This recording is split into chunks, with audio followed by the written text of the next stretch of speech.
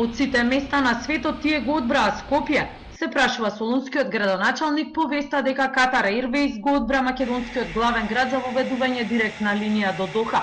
Јанис Бутарис на состанокот на општинскиот совет пред членовите, според грчките медиуми, рекол дека наместо Солун катарците го избрале Скопје, што според него е непријатна вест.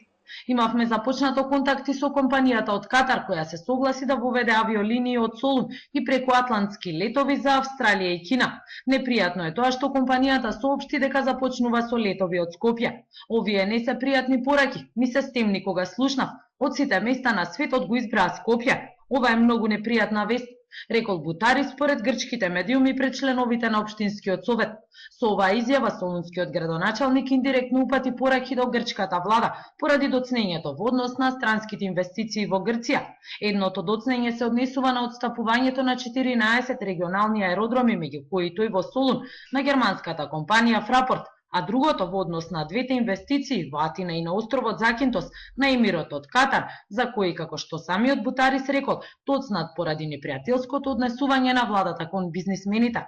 Катар Airways пред еден месец официјално потврди дека од 17 јули годинава започнува со летови на линијата Скопје-Доха-Скопје. За вестите на Канал 5 од Атина, Сања Ристовска.